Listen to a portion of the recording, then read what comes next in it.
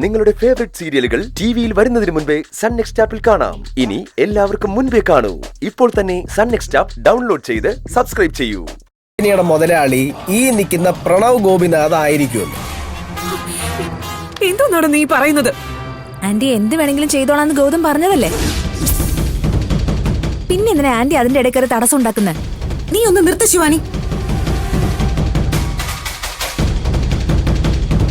പ്രണവേ, കൊച്ചു കുട്ടികളെ പോലെ ആവശ്യമില്ലാത്ത കാര്യത്തിൽ പിടിവാശി കാണിക്കരുത്. ഇതെന്റെ വാശി തന്നെയാ.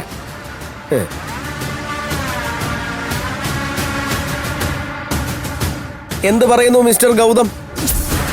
സ്റ്റാഫുകളുടെ മുന്നിൽ വെച്ച് ക്ഷമ ചോദിച്ച് അവിടുന്ന് ഇറങ്ങാൻ തയ്യാറാണോ നിങ്ങള്?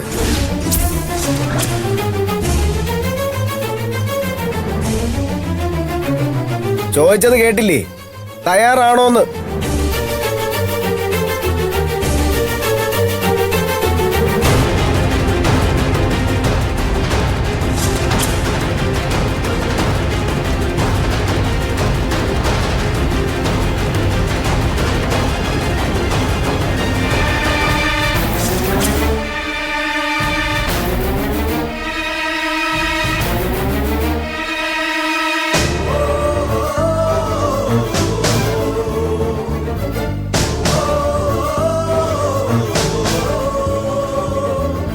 നിന്റെ സ്നേഹത്തിനും ഈ കുടുംബത്തിന്റെ ഐക്യത്തിനും അപ്പുറം എനിക്ക് സ്വത്തും പണവും ബിസിനസ്സും എല്ലാം വെറും മണൽത്തരികൾക്ക് തുല്യ. ആ വിലയെ ഞാൻ കൽപ്പിക്കുന്നുള്ളൂ. നമ്മുടെ കമ്പനിയുടെ എല്ലാ രേഖകളും ഇതിനകത്തുണ്ട്. ലോക്കറിന്റെ ചാവിയുണ്ട്. ഒന്നും എനിക്ക് വേണ്ട, നീ തന്നെ വെച്ചോ. മോനെ ഗൗതം, സമയം നീ പറഞ്ഞാൽ മതി. ആ സമയം ഞാൻ ഓഫീസിൽ വരാം. എല്ലാവരുടെയും മുമ്പിൽ വെച്ച് ക്ഷമ ചോദിക്കുകയും ചെയ്യാം. എന്താ പോരെ? എന്തേ നോക്കിക്കണേ? ഗൗതം എല്ലാ ഡോക്യുമെന്റ്സും ജാമ്യം കൊണ്ട് തന്നില്ലേ? അതൊക്കെ എടുക്ക്. വേണ്ട, ഞാൻ തന്നെ എടുത്തരാം. വെക്കടി അവിടെ. എന്തോന്നാണ് നീ കാണിക്കുന്നത്? ഇവൻ എന്തെങ്കിലും വിളിച്ചു പറഞ്ഞു എന്ന് കരുതി ഇങ്ങനെയാണോ തിരിച്ചു ചെയ്യേണ്ടത്? ഇങ്ങനെ തന്നെ ചെയ്യണോ അമ്മേ? അല്ലെങ്കിൽ ഇനി ഇവൻ ചോദിക്കുന്നത് എന്തൊക്കെയായിരിക്കും എന്ന് പറയാൻ പറ്റില്ല. നീ ഈ കുടുംബത്തിൽ ആരാണെന്നും നിനക്കിവിടെ എന്ത് അവകാശം ഉള്ളതെന്നും അനാഥനായി നീ എല്ലാം കൈയടക്കി വെച്ചിരിക്കുന്നത് എന്തിനാണെന്നും ഒക്കെ ചോദിച്ചു കഴിഞ്ഞാൽ അത് കേൾക്കാനുള്ള ശക്തി ഇനി എനിക്കില്ല. ഇവൻ എന്റെ അനിയനല്ലേ? യഥാർത്ഥത്തിൽ എല്ലാത്തിന്റെ അവകാശിയും ഇവൻ തന്നെയല്ലേ? എല്ലാം ഇവൻ തന്നെ എടുത്തോട്ടെ, അതാ നല്ലത്. പ്രണവേ, നീ എല്ലായിടത്തും മുറി കൊണ്ടുപോയി. എന്നായാലും ഞാൻ പുറത്തു പോകേണ്ടവനല്ലേ? അയ്യോ, പുറത്തു പോയേ പറ്റൂ.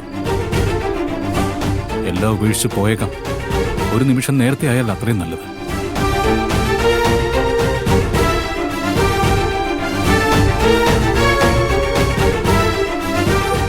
ഗൗതം, എന്താണ് നീ ഇപ്പൊ പറഞ്ഞത്?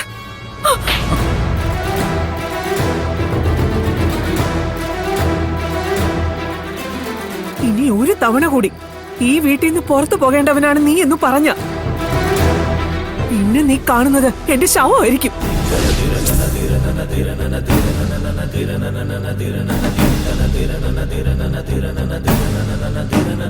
ഒരു കാര്യം നീ മനസ്സിലാക്കിക്കോ, ഈ കുടുംബത്തിന്റെ ആണിക്കൽ എന്ന് പറയുന്നതേ നീയാ.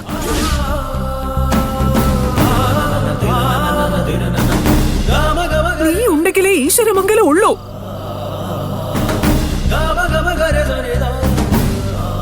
ആ നീയാണ് എല്ലാം ഉപേക്ഷിച്ചു പോണെന്ന് പറയുന്നത്.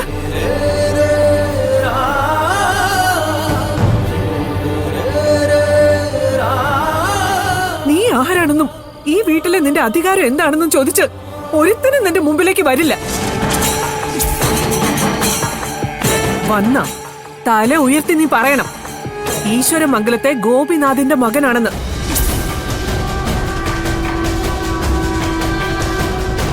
പാർവതിയുടെ മകനാണെന്ന്.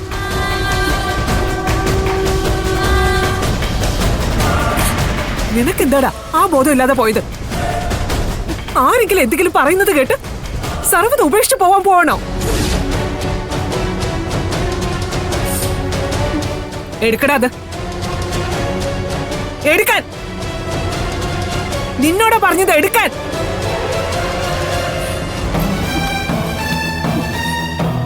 പിടിക്ക്.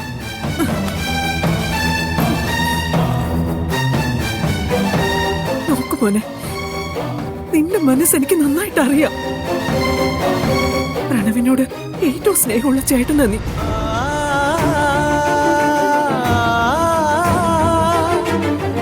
ഇവൻ ആവശ്യപ്പെടുന്ന എന്റെ 10 മടങ്ങ് നീ കൊടുക്കുന്നു എനിക്കറിയാം. അതിനുവേണ്ടി നിന്റെ സ്നേഹം തെളിയിക്കാൻ വേണ്ടി സർവ്വത ഇവനെ ഏൽപ്പിക്കേണ്ട കാര്യമൊന്നുമില്ല. മര്യാദയ്ക്ക് ഓഫീസിലെ ഉത്തരവാദിത്തങ്ങൾ നോക്കി നടത്തിക്കൊള്ളണം.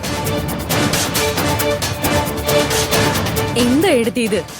മനസ്സറിഞ്ഞ് ഗൗതം എന്തെങ്കിലും ചെയ്താ അതിനിടയിലും കയറി തടസ്സം നിൽക്കുകയാണോ എഴുതി? നീ മിണ്ടണ്ട വസു.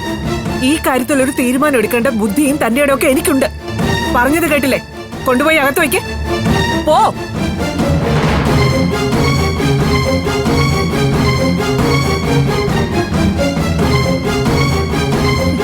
ആദ്യം നിന്റെ ഈ ദേഷ്യമൊക്കെ എടുത്ത് കുപ്പത്തൊട്ടിയിൽ ഇടറ. എന്നിട്ട് നിനക്ക് എന്ത് ബിസിനസ് ആണ് തുടങ്ങേണ്ടതെന്ന് നിന്റെ ചേട്ടനോട് പറ. അവനത് ചെയ്തു തരും. നടക്കില്ല. ഞാൻ ആഗ്രഹിക്കുന്ന എന്താണോ അതെനിക്ക് കിട്ടിയേ പറ്റൂ.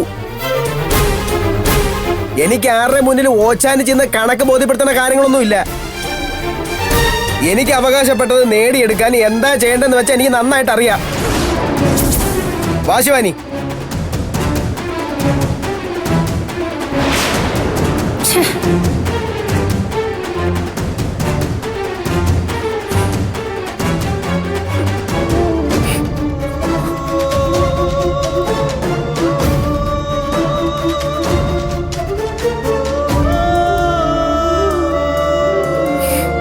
എന്തൊരു കഷ്ടമായത്.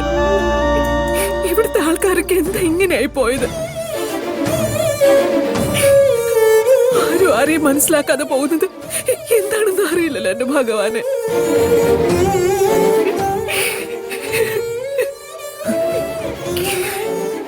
ഇതുപോലെ തന്നെയാണ് എന്റെ കാര്യം. ഞാൻ പറയുന്നതൊന്നും ഈ പറയുന്ന അമ്മയ്ക്ക് മനസ്സിലാവുന്നില്ലല്ലോ. മനസ്സിലാക്കാനോട്ട് ശ്രമിക്കുന്നുമില്ല. എന്നെ കുറ്റപ്പെടുത്താൻ മാത്രമല്ല അമ്മയ്ക്ക് ഇപ്പോഴും അറിയൂ. നമ്മൾ നല്ലതിനു വേണ്ടി ചെയ്യുന്നതൊക്കെ പലപ്പോഴും മറ്റുള്ളവർക്ക് കള്ളമായും ചതിയുമായിട്ടേ തോന്നും. എന്റെ അനിയനൊരു 2 ലക്ഷം രൂപ കൊടുക്കണമെന്ന് പറഞ്ഞ 2ന് പകരം 5 ലക്ഷം രൂപ ഈ അമ്മ തന്നെ എന്റെ കൈകളിലേക്ക് വെച്ച് തരുമെന്ന് എനിക്കറിയാം.